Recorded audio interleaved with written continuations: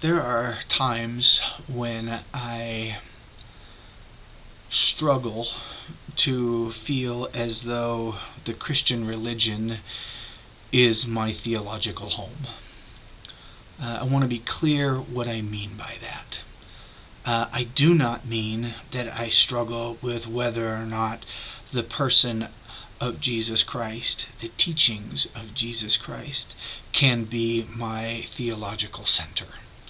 As a matter of fact, my deep and abiding belief in the person and teaching of Jesus is the very reason that this religion that purports to follow him is so often feels foreign to me, because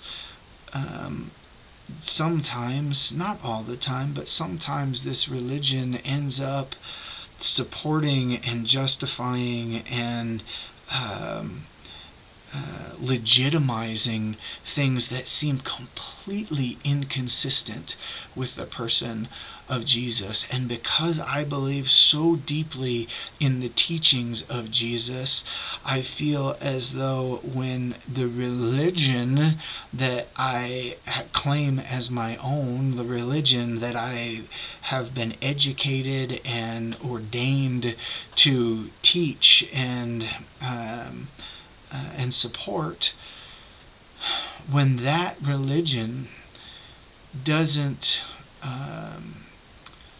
conform, I don't like that word, but I'm going to use it, doesn't conform to the person and teaching of Jesus, the religion doesn't feel like home to me.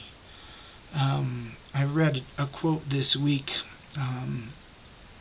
that really struck home for me in light of this truth. It says this: we must go beyond asking whether our beliefs are true, go beyond asking whether our conscious intentions are respectable, and start asking the really difficult questions. How does our theology function? What sort of relationship does it establish between us and the poor and the powerless, including those racially and educationally different from ourselves? What kind of institutions and social structures does it support? What injustice and suffering does it legitimize by tolerating it? Whose wars does it bless? Does it leave unchallenged the nationalism and consumerism that lie at the heart of so much of the world's suffering?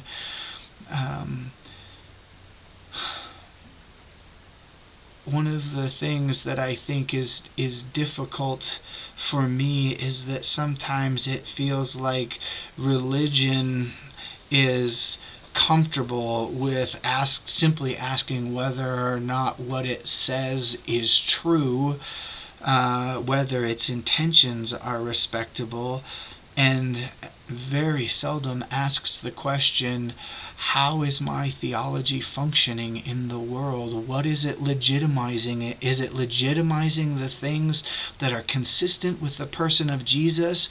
Or is it really just kind of being manipulated and used and co-opted to support things that are completely inconsistent with the person of Jesus?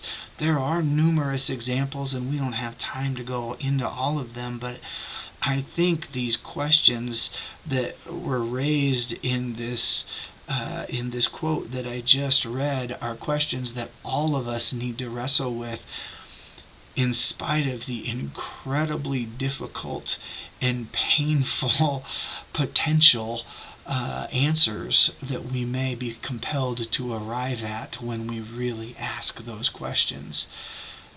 Because, at least for me, it matters more to me that I am building the kind of world that Jesus envisioned than that I just believe the kinds of things that Jesus taught.